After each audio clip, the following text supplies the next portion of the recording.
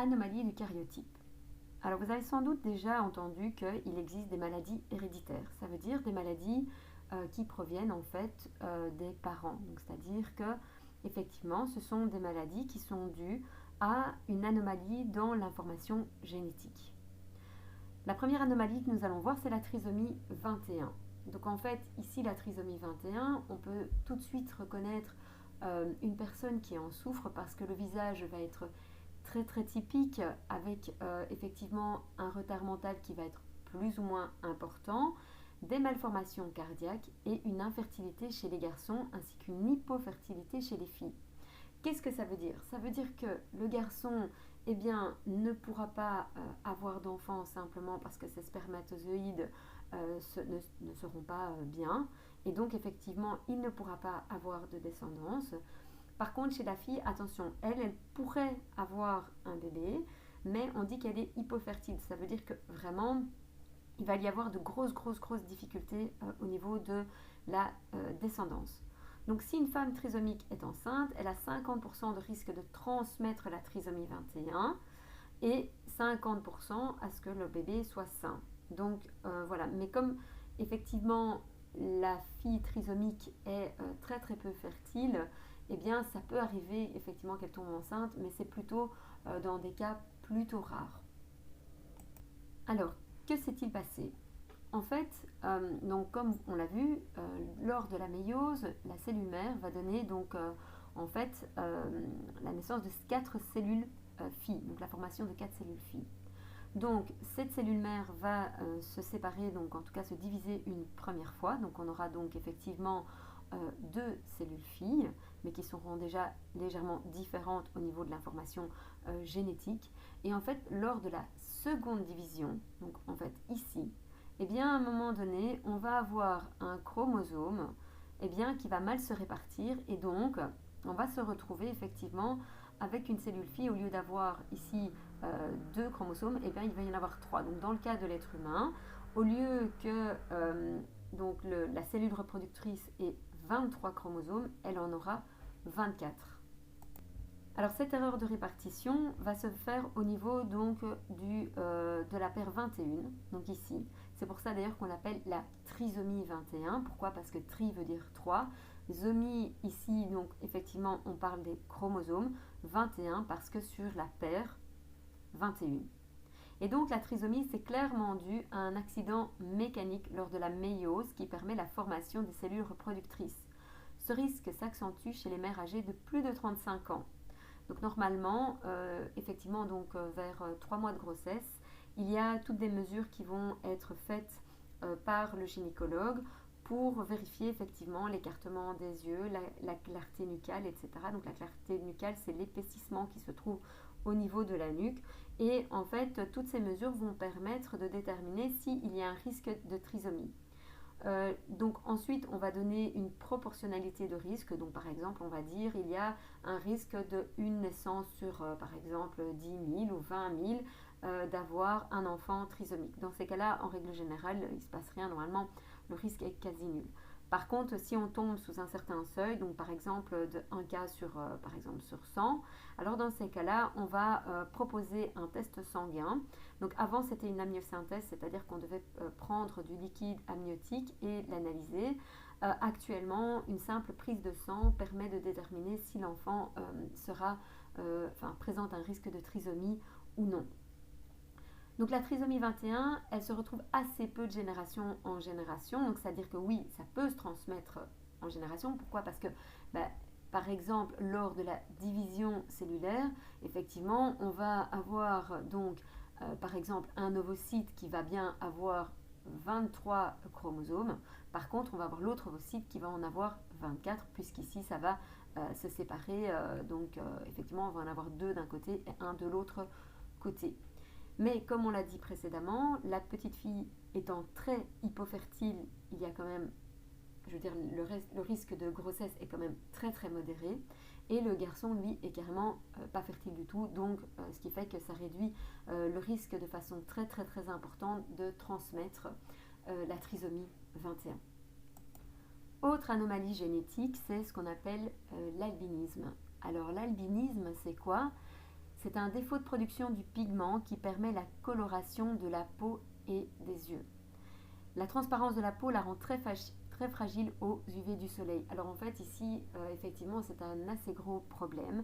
Pourquoi? Parce que les personnes qui sont atteintes d'albinisme ne peuvent vraiment pas du tout se mettre au soleil.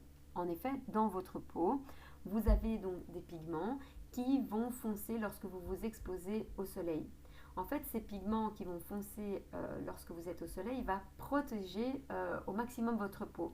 D'ailleurs, si votre peau passe par la phase genre rouge homard, ça veut dire que vous avez brûlé votre peau, ce qui est donc assez dangereux parce que vous risquez effectivement d'avoir un cancer de la peau plus tard. De ce fait, donc, lorsque la peau bronze, il est vraiment important de ne jamais passer par cette phase effectivement rouge qui montre effectivement que les cellules ont été fortement agressées.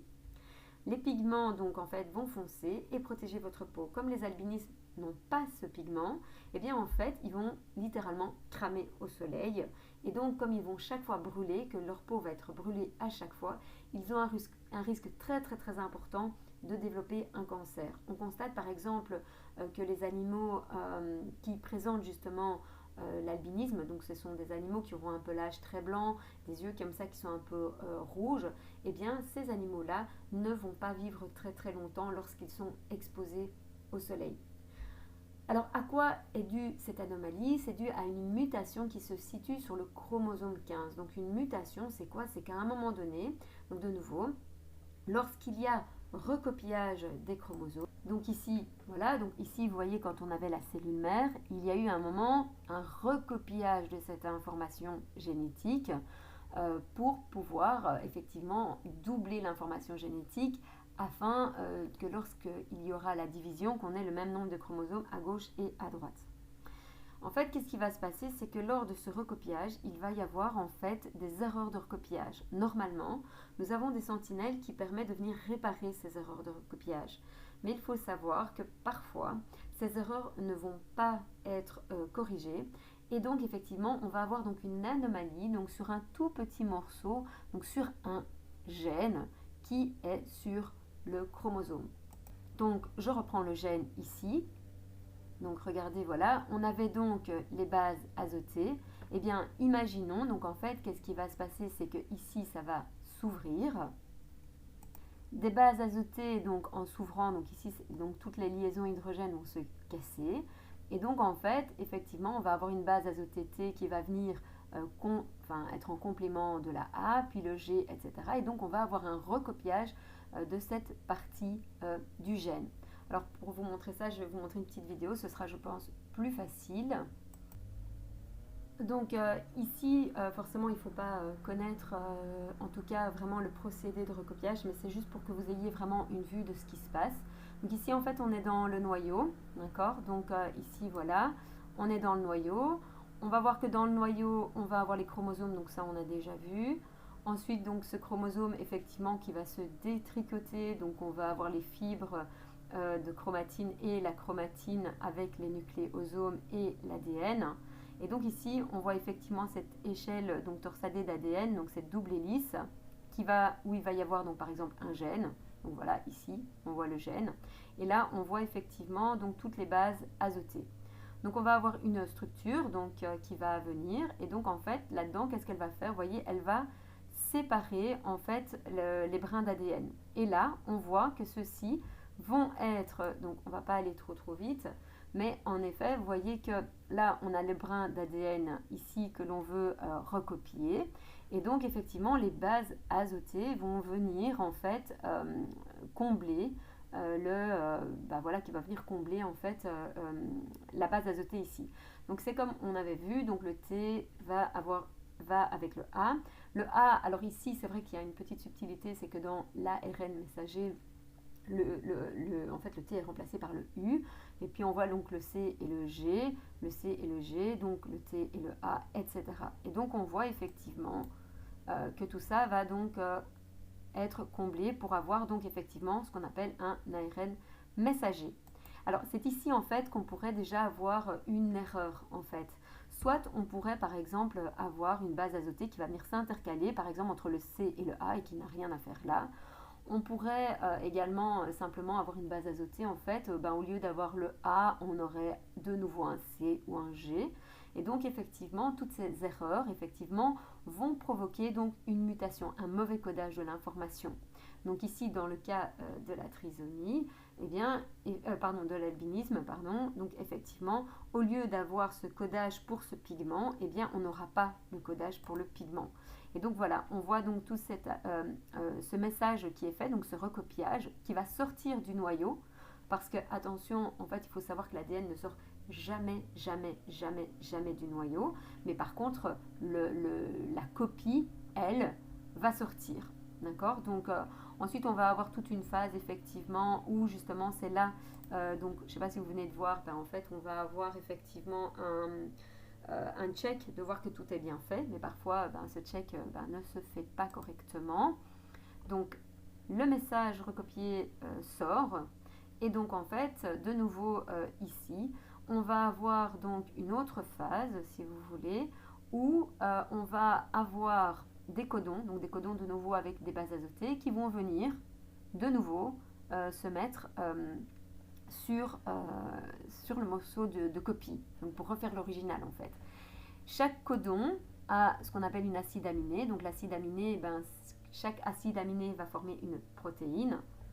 Et donc voilà, et donc ici effectivement on va voir que ce codon, de nouveau vous ne devez pas connaître ça, mais en gros c'est comme ça, vous avez au moins une information, va venir se placer, et donc chaque codon qui a un acide aminé va permettre la formation d'une protéine. Et en fait c'est cette protéine qui va avoir une action pour permettre la formation d'un caractère, que ce soit les yeux ou autre chose. De nouveau, vous ne devez pas connaître ceci, mais je voulais au moins que vous compreniez où pouvait être due l'erreur. C'est la même chose effectivement avec le coronavirus actuellement. C'est un virus en fait effectivement qui va muter. Pourquoi il mute? Eh bien de nouveau parce que chaque fois qu'il va se reproduire, il peut y avoir des erreurs de recopiage, donc des variantes de recopiage. Et donc à cause de ces variantes, on pourrait obtenir un virus qui est soit un tout petit peu différent de l'original, soit carrément différent. Donc, revenons à notre cas sur l'albinisme. Donc, effectivement, à un moment donné, dans les ancêtres, effectivement, il y a eu cette mutation du gène qui va permettre la formation donc, du pigment. Donc, c'est sur le chromosome 15. Et donc, ici, simplement, alors là, on verra un petit peu les règles qui régissent tout ça. Mais en tout cas, l'albinisme, il faut que les deux parents soient porteurs de ce gène pour que l'enfant soit atteint de l'albinisme. Ensuite, l'enfant qui est atteint de l'albinisme, lorsqu'il y aura de nouveau la division cellulaire, comme il est porteur effectivement de cette mutation sur les deux chromosomes, en tout cas, il va transmettre à ses enfants cette mutation. Alors ici, on va expliquer vraiment quand est-ce qu'il va vraiment la transmettre et quand il ne la transmettra pas forcément, parce que ce n'est pas toujours le cas dans les maladies génétiques. Donc ici, n'hésitez pas à mettre pause pour recopier les différentes réponses aux questions. Donc les karyotypes de la trisomie 21 et de l'albinisme correspondent à celui d'une fille ou d'un garçon. Donc première chose, on va retourner ici, on prend la paire sexuelle et on constate ici en tout cas que pour ce karyotype de cet enfant qui a la trisomie 21, donc si on devait choisir une des deux photos, on peut dire avec certitude que c'est la petite fille puisque effectivement la 23e paire correspond au chromosome XX, donc une petite fille. Pour l'albinisme maintenant, donc si nous prenons ici le karyotype, à nouveau nous prenons donc la paire sexuelle et on voit effectivement que dans cette paire sexuelle donc qui est ici, on a X et Y, donc c'est bien un garçon. Alors, pourquoi l'albinisme se transmet de génération en génération alors que la trisomie 21 normalement pas? Donc on a dit que la trisomie 21 c'était vraiment un problème lors de la méiose, donc n'importe quelle femme peut donner naissance à un enfant trisomique alors qu'il n'y en a aucun dans sa famille. Donc les personnes trisomiques étant peu ou pas du tout fertiles, donc ça va diminuer fortement le risque de transmettre en tout cas cette maladie. Par contre, au niveau de l'albinisme, là, effectivement, d'autres membres de la famille sont atteints. Donc, en général, on trouvera plusieurs personnes d'une même familles atteintes de l'albinisme. Lorsqu'on analysera donc les arbres de certaines familles atteintes par l'albinisme, eh bien, ça permettra d'un petit peu mieux comprendre ce qu'il se passe. Les parents donc sont porteurs de la maladie et peuvent donc le transmettre à leur descendance, ce qui est rarement le cas dans une trisomie 21. La trisomie 21 et l'albinisme sont donc deux pathologies qui illustrent comment un individu peut être atteint d'une maladie liée à une aberration de l'information génétique. Au moyen toujours des deux karyotypes uniquement, expliquer la cause de chaque trouble. Donc là, on avait vu, dans le cas de la trisomie 21, on voit bien en fait qu'on va avoir un chromosome surnuméraire, c'est-à-dire un chromosome en trop, tandis que dans l'albinisme, c'est vraiment un morceau de gène en fait qui aura une mutation. Donc ici, c'est ce qui est dit. Donc la trisomie 21 est due à un chromosome surnuméraire sur la paire 21 qui est dû à un problème lors de la méiose, tandis que l'albinisme est dû à la mutation d'un gène sur le chromosome 15. À nouveau, je vous propose de mettre pause afin d'avoir le temps de recopier les réponses aux questions.